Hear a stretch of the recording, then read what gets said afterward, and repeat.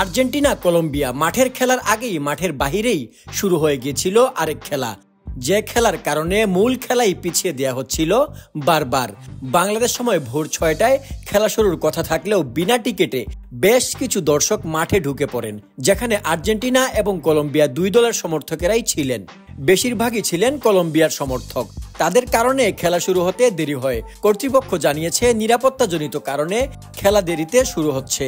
প্রথমে 6:30টায় টাইম দেওয়া হলেও পরে 6:45, 7টা, 7:15 এভাবে করে সময় বাড়তেই থাকে, কিন্তু খেলা আর শুরু হয় না।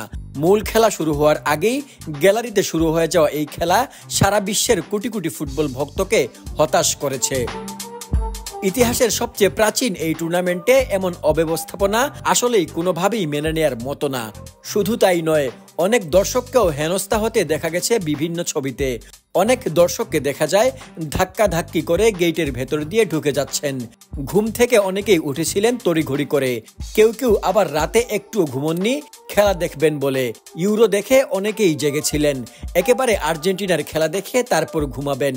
কিন্তু তাদের সেই আশায় গুড়ে বালি দিল কনমেবল, যেখানে খুবই চমৎকার ভাবে শেষ হয়েছে ইউরো টুর্নামেন্ট। ফাইনালে ইংল্যান্ডকে হারিয়ে শিরোপা ঘরে তুলেছে স্পেন। সেখানে কোপা আমেরিকার ফাইনাল মাঠেই গড়ায় নির্ধারিত সময়ের অনেক পরে। আর এসব কারণ যেন চোখে আঙ্গুল দিয়ে দেখিয়ে দেয় কোপা আমেরিকার দুর্বলতা, অব্যবস্থাপনা। ইতোমধ্যেই অনেক দল কোপা আমেরিকার অব্যবস্থাপনা নিয়ে কমপ্লেইন করেছে। ব্রাজিল, উরুগুয়ে, কানাডা সহ অনেক দলই জানিয়েছে সঠিকভাবে খেলা হয়নি। মাঠ নিয়ে কমপ্লেইন করেছেন খোদ আর্জেন্টাইন গোলকিপার এমি মার্তিনেজ।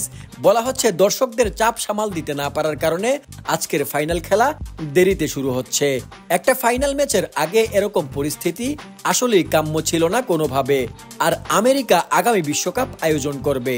তারা কোপা আমেরিকা সুন্দরভাবে আয়োজন করে সারা বিশ্বকে একটা বার্তা দিতে পারত যে তারা বিশ্বকাপের মতো বড় আয়োজনের জন্য প্রস্তুত, কিন্তু তারা সেটা করতে ব্যর্থ হয়েছে চূড়ান্তভাবে। বিনা টিকেটে দর্শক ভেতরে ঢোকার কারণে অনেকেই দেখা গেছে টিকিট কেটেও মাঠে প্রবেশ করতে পারেননি। এটা আসলেই একটা লজ্জাজনক ব্যাপার। এরকম হলে আয়োজক আমেরিকার প্রতি ফুটবল ভক্তদের সংশয় দেখা দিবে যে তারা কি আসলেই বিশ্বকাপের মতো কোনো টুর্নামেন্ট আয়োজন করতে পারবে। কাতার বিশ্বকাপ ছিল অত্যন্ত সফল একটি বিশ্বকাপ। বিশ্ববাসীকে মিডল ইস্টের দেশ কাতার দেখিয়ে দিয়েছিল তারা কি পারে। যেখানে আমেরিকা কোপা আমেরিকার মতো একটি টুর্নামেন্ট আয়োজন করতে ব্যর্থ হয়েছে, সেখানে কি তারা বিশ্বকাপের মতো এত বৃহৎ একটি আয়োজন করতে গিয়ে হিমশিম খাবে না? আপনাদের কি মনে হয়, আমেরিকা কি 2026 বিশ্বকাপ সুন্দরভাবে আয়োজন করতে পারবে?